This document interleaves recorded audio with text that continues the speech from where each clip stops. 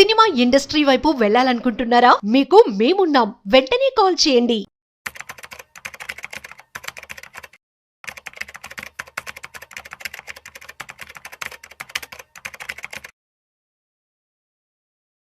నమస్తే, welcome to Vishnu talks. నేను విష్ణు. ప్రస్తుతంతో పాటు సీనియర్ ఫినాన్స్ ప్రొఫెషనల్ గిరిబాబు గారు ఉన్నారు. సార్తో మాట్లాడదాం. గిరిబాబు గారు నమస్తే సార్. నమస్తే అండి. Welcome to Vishnu talks. Thank you so much for being with Vishnu talks. Thank you అండి.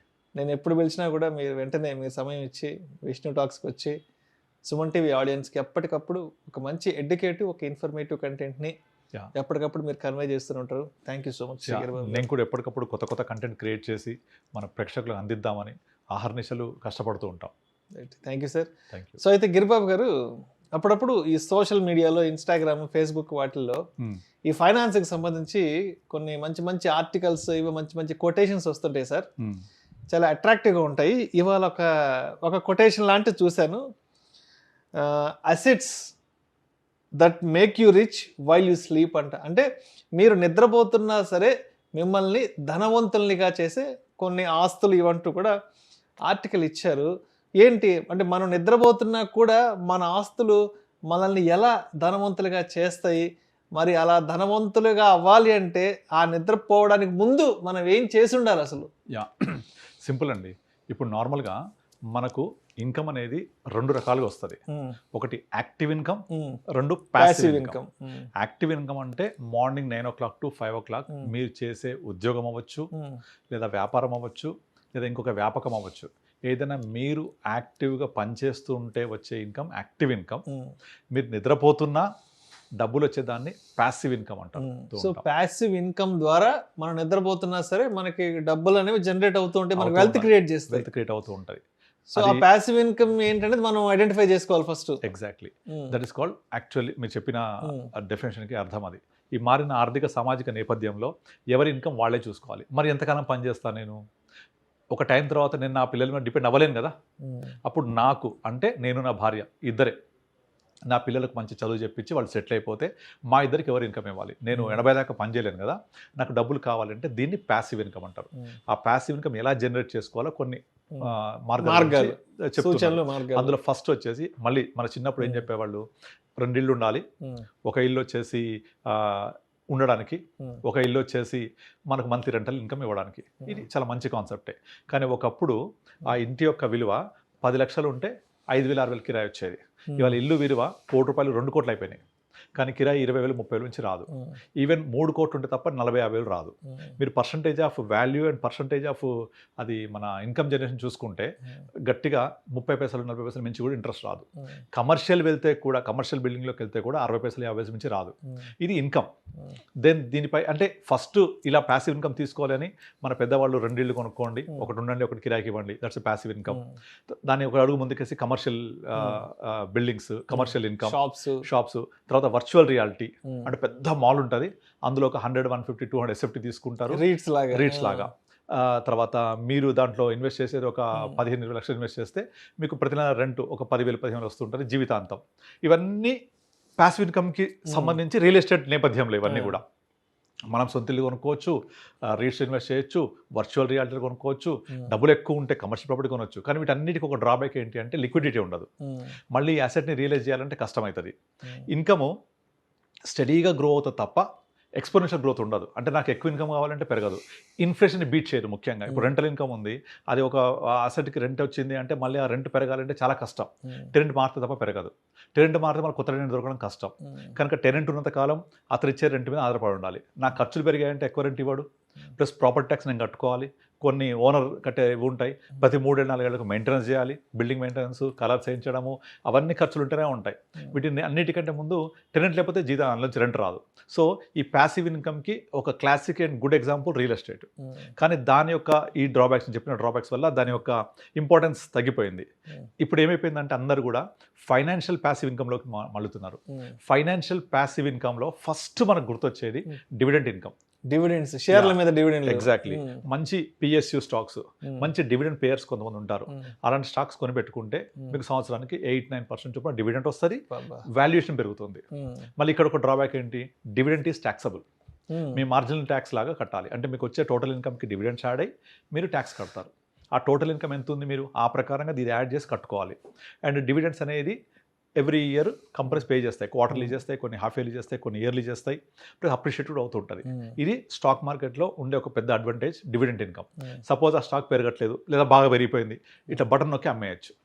లిక్విడిటీ ప్లస్ డివిడెంట్ ఆప్షన్ 8-10%, అంటే which is bigger than the real estate. Again real estate 5-6% నుంచి వర్కౌట్ కాదు ఎక్కడ కూడా, బట్ ఇక్కడ 8-10% వర్కౌట్ అయిపోతుంది డివిడెంట్ స్టాక్స్లో, plus liquidity. Next ఇంకోటి ముందుకేసి మనము ఫైనాన్షియల్ దాంట్లోనే మ్యూచువల్ ఫండ్స్ అని ఇంకోటి ఉంటుంది. ఆ మ్యూచువల్ ఫండ్స్లో ద బిగ్గెస్ట్ ప్రపంచం అంతా ఇప్పుడు మాట్లాడుకుంటుంది ఎస్డబ్ల్యూపీ గురించి, సిస్టమాటిక్ విత్డ్రావల్ ప్లాన్.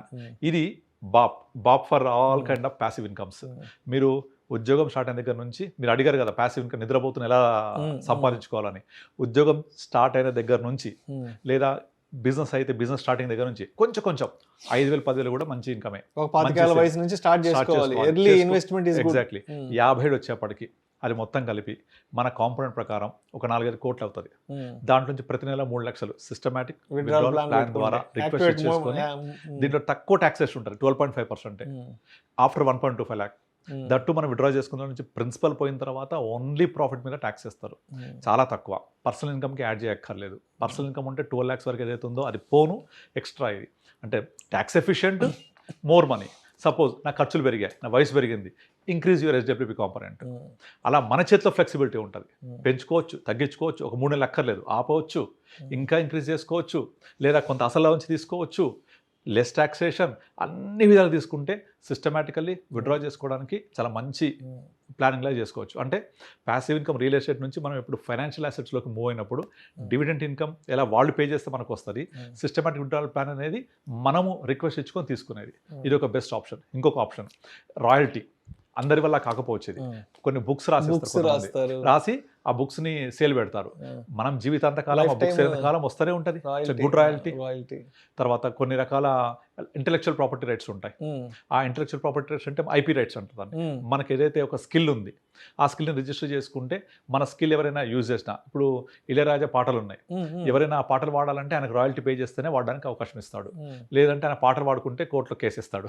అంతే కదా, ఎవరైనా అంతే రైట్ ఉంటుంది, అంతే కాపీ రైట్స్ అంటారు. అలాంటివి లైఫ్ లాంగ్ డబ్బులు ఇస్తానే ఉంటాయి. కానీ అందరికీ ఆ స్కిల్ ఉండకపోవచ్చు, కనుక అందరికీ అలాంటి స్కిల్ ఉంటే అది కూడా బెనిఫిట్ అవుతుంది. లేదా కొంతమంది స్టాక్ మార్కెట్లో మ్యూచువల్ ఫండ్ ఇన్వెస్ట్ చేసి వెయిట్ చేస్తూ ఉంటారు. As and when they want money they will withdraw. Systematically withdraw చేస్తే మార్కెట్ ఎలా ఉన్నా సరే ఆ పలానా రోజు విత్డ్రా నాకు వస్తుంది. అట్లా వద్దు, నేను పెంచుకుంటూ పోతాను, అవసరమైనప్పుడు తీసుకుంటూ ఉంటా. అది నెలకు అవ్వచ్చు, 3 నెలలకు అవ్వచ్చు, 2 నెలలకు అవ్వచ్చు. ఈ ఫెసిలిటీ వెసలుబాటు మీకు రియల్ ఎస్టేట్ ఉండదుగా. వాళ్ళు ఏదైతే రెంట్ ఇస్తారో అంతవరకే వస్తుంది. అయితే ఇంకొకటి ఏంటంటే ఈ మధ్య కాలంలో చాలా వరకు ఈ వర్చువల్ రియాలిటీ మీద బాగా ఫోకస్ వస్తుంది. ఈ వర్చువల్ రియాలిటీ మీరు ఇన్ని ఎస్ఎఫ్టీలు కొనండి రెంట్ వస్తుంది, లేదా రీట్స్. వీటిలో డ్రాబ్యాక్ ఏంటంటే లిక్విడిటీ లేకపోవడం. అందువల్ల నాకు చాలామంది చెప్తూ ఉంటారు కొన్ని రకాల కంపెనీస్ ఉన్నాయి, ఆ కంపెనీస్ ఇస్తే తీసుకోవచ్చా అని. అలాగే స్టూడియో అపార్ట్మెంట్ మీకు దగ్గర 1.5-1 crore ఉంటుంది, మీకు రెంటల్ ఇన్కమ్ ఇచ్చేస్తారు 30,000, 40,000, 50,000 అట్లా. కానీ అందులో ఏంటి, ఆ స్టూడియో అపార్ట్మెంట్లో సేలబిలిటీ లేకపోతే, అంటే లైక్ ఆక్యుపెన్సీ లేకపోతే చాలా ఇబ్బంది అవుతుంది. రెంట్ ఇవ్వలేరు వాళ్ళు. అగ్రిమెంట్ ఓన్లీ 4-5 years ఉంటుంది, మేనేజ్ చేస్తారు, వాళ్ళు ఒక లీజ్కి ఇచ్చేస్తారు. కానీ సడన్గా మనకు ఫుట్ఫాల్ లేకపోతే చాలా కష్టం. ఇలాంటి డ్రాబ్యాక్స్ ఉంటాయి అక్కడ. బట్ ఎస్డబ్ల్యూపీలో ఏంటంటే మనం పెట్టే ఫండ్ బ్యాలెన్స్ కేటగిరీ ఫండ్ ఉంటుంది, లేదా కొంత డెఫర్ చేసిన తర్వాత, అంటే మనం ఇన్వెస్ట్ చేసి ఒక 2-3 years తర్వాత పెరిగిన గ్రోత్లో నుంచి కూడా తీసుకుంటూ పోవచ్చు. ఒక flexi cap, multi cap, small cap పెట్టుకొని పోర్ట్ఫోలియో గ్రో అయిన తర్వాత ఒక 1 crore పెడితే ఒక 3 years టైం ఇచ్చామనుకోండి 1.4-1.5 crore అవుతుంది. ఆ 50 లక్షలు పెరిగిందే దాన్ని వేరే బకెట్లోకి, అంటే conservative hybrid funds, balance advantage funds, లేదా ఈక్విటీ సేవింగ్స్ ఫండ్లోకి మూవ్ చేసుకొని ఆ బకెట్ని క్రియేట్ చేసుకొని అందులోంచి విత్డ్రా చేసుకుంటూ పోవచ్చు. అవి పెరుగుతాయి, ఇవి పెరుగుతాయి, పోర్ట్ఫోలియో పెరుగుతుంటుంది. నేను చెప్పాక వస్తాను, లాస్ట్ టైం ఒక క్లయింట్ హస్బెండ్ చనిపోతే వచ్చిన 1 crore మేము ఇలాగే ప్లాన్ చేసాం. సో ఇట్లా ఈ విధంగా ఇన్ని రకాల మార్గాల ద్వారా మనము నిద్రపోతున్న ఇన్కమ్ రావాలి. ప్యాసివ్ ఇన్కమ్ అంటే మనం పనిచేస్తే వచ్చేది యాక్టివ్ ఇన్కమ్, నిద్రపోతే వచ్చేది ప్యాసివ్ ఇన్కమ్. ఇది ఎప్పటికీ వస్తుండాలి. ఇది జనరేషన్స్ టుగెదర్ ఉంటుంది. మనం క్రియేట్ చేసింది మనకు, మన తదనంతరం మన పిల్లలకి, వాళ్ళ పిల్లలకు కూడా. ఎందుకంటే అసెట్ అక్కడ కరిగిపోదు కదా. సో అలా చేస్తూ వెళ్ళొచ్చు. సేమ్ ఇప్పుడు ఇల్లు కొని కిరాయి ఇచ్చి ఎందుకు అంటున్నారు, ఇదే పరిస్థితి. కానీ ఇంటికి కూడా ఒక లైఫ్ టైం ఉంటుంది, కానీ దీనికి ఉండదు. జీవితాంతం, తరతరాలుగా జనరేషన్స్ టుగెదర్ ఉంటుంది ఇది. బికాజ్ ఈక్విటీ అంత వాల్యూ ఉంటుంది. ఇల్లు కూలిపోవచ్చు, లేదా ఇల్లు ఒక టైం తర్వాత వాల్యూ తగ్గిపోవచ్చు, లేకపోతే అది శిథిలమైపోవచ్చు. ఇది కాదు అట్లా. అంత పొటెన్షియల్. అందుకనే అందరూ కూడా ఫిక్స్డ్ అసెట్స్ ప్యాసివ్ ఇన్కమ్ నుంచి ఫైనాన్షియల్ అసెట్స్ ప్యాసివ్ ఇన్కమ్లోకి మూవ్ అవుతూ ఉన్నారు. సో మొత్తానికి ఈ రోజుల్లో మనకొచ్చే మెయిన్ స్ట్రీమ్ ఇన్కమ్ ద్వారా మన లైఫ్ స్టైల్ని పెద్ద ఎత్తున ముందుకు తీసుకెళ్ళలేం కాబట్టి సో మనకంటూ కొన్ని ప్యాసివ్ income. ఇన్కమ్ని జనరేట్ చేయగలిగే కొన్ని Assets. అసెట్స్ని మనం ఐడెంటిఫై చేసి బిల్డ్ చేసుకోవాలి. బిల్డ్ చేసుకుని వాటి ద్వారా ప్రతి నెల లేదంటే ప్రతి క్వార్టర్కో లేదంటే ఒక అవసరమైనప్పుడు అవసరమైనప్పుడు దాని నుంచి కొంత అమౌంట్ని మనం తీసుకోగలిగే విధంగా ఉండగలిగితే మనం నిద్రపోతున్నా సరే మన ఆస్తులు మన కోసం పనిచేసి మనకి సంపదను సృష్టి చేసి పెడతాయి. మరి మీరు చేస్తున్నారా ఆ పని? ఎస్ ఆబ్వియస్గా. మరి నేను ఇప్పుడు already చేసేసారు ఆల్రెడీ. ఎందుకంటే ఇప్పుడు ఇక్కడ కూర్చొని మనం ఇంతమందికి ఎడ్యుకేట్ చేసినప్పుడు మనం చేయకపోతే ఫస్ట్ మనం చేస్తేనే Exactly. మనకు ఒక ఎక్స్పీరియన్స్ వస్తుంది. ఆ, మనకు వచ్చిన రియల్ టైం ఎక్స్పీరియన్స్లో నుంచే మనం అంటే మనకు కూడా దాంట్లో కొన్ని సందేహాలు డౌట్స్ వస్తాయి కాబట్టి అవి మీలాంటి ఎక్స్పర్ట్స్ ద్వారా అడిగి వాటికి సమాధానంగా మనం నేను ఆల్రెడీ audience చేశాను. కూడా చేస్తుంటాం. నా క్లయింట్స్ దగ్గరికి వచ్చినప్పుడు నా క్లయింట్స్ వచ్చినప్పుడు వాళ్ళకి అదే నా పోర్ట్ఫోలియో చూపిస్తూ ఉంటా. నా టోటల్ పోర్ట్ఫోలియో 350 crores ఎలా పెరిగింది, ఆ 350 crores ఎంతమంది మంత్లీ ఇన్కమ్ తీసుకుంటున్నారు, ఎంతమంది డబ్బులు వస్తున్నాయి, real time with pan number, phone number, email ID with real time clients, అది నేను లైవ్ చూపిస్తూ ఉంటాను ప్రతి ఒక్కళ్ళకు, ఒక కాన్ఫిడెన్స్ కోసం, ఒక నమ్మకం కోసం. Right. Thank you sir, thank you so much Giribabu. Thank you అండి.